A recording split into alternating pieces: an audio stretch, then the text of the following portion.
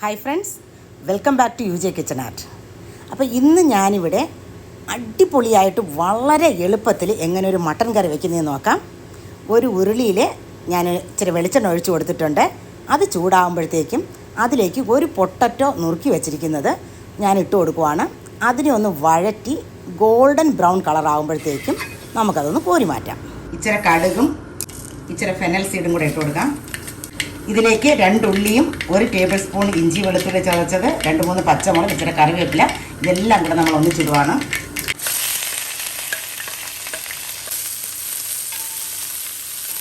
കുറച്ച് ഉപ്പും കൂടെ ഇട്ട് നമുക്ക് വഴറ്റിയെടുക്കാം. ഉള്ളി നല്ലവണ്ണം വഴണ്ട് കഴിഞ്ഞ ശേഷം 1 ടേബിൾ സ്പൂൺ മല്ലിപ്പൊടി, 2 table spoon Kashmiri chilli powder, 1 teaspoon കുരുമുളക് പൊടി, 1/2 ടീസ്പൂൺ മഞ്ഞൾപ്പൊടി, ഇത്രയും കൂടെ ഇട്ട് നമ്മൾ ഒന്നിച്ച് മൂപ്പിക്കുന്നു.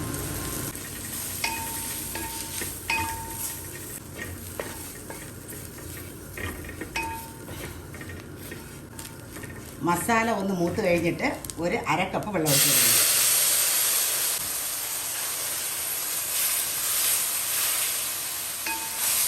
മസാലയിൽ ഒഴിച്ച വെള്ളം പറ്റി കഴിയുമ്പോഴത്തേക്കും നമ്മൾ നമ്മുടെ 1 കിലോ മട്ടൻ നമ്മൾ അതിനകത്തോട്ട് ഇട്ട് കൊടുക്കുന്നു. ഇതൊന്ന് നല്ലവണ്ണം ഇളക്കി നമുക്ക് അടച്ചു വയ്ക്കാം.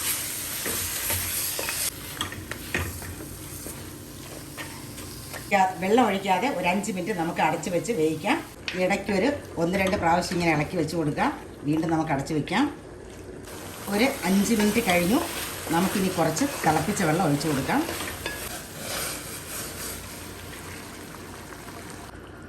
ഇനി ഈ പീസസ് ഒക്കെ ഒന്ന് സോഫ്റ്റ് ആകുന്നിടം വരെ നമ്മൾ വേവിക്കണം. ഇടയ്ക്ക് ഒരു 4-5 പ്രാവശ്യം ഒന്ന് ഇളക്കി വെച്ച് കൊടുക്കാം. മട്ടൺ അടിപൊളിയായി വെന്തിരിക്കുവാണ്.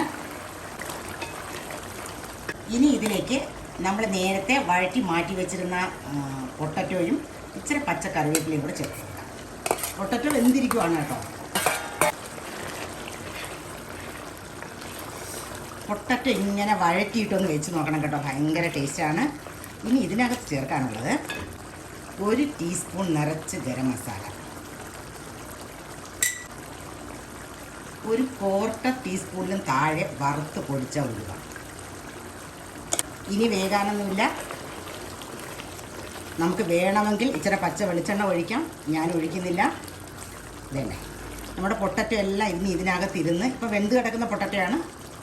ഇതെല്ലാം അങ്ങ് അബ്സോർവ് ആയിക്കോളും. അങ്ങനെ നമ്മുടെ അടിപൊളി മട്ടൻ കറി റെഡി ആയിട്ടുണ്ട്. അപ്പോൾ ഇങ്ങനെ ഉണ്ടാക്കി നോക്കിയിട്ടില്ലാത്തവരൊന്നും ഉണ്ടാക്കി നോക്കുക, വളരെ ടേസ്റ്റിയാണ്. ഇച്ചിരി തണുത്ത് കഴിഞ്ഞിട്ട് വിളമ്പാവുള്ളൂ കേട്ടോ.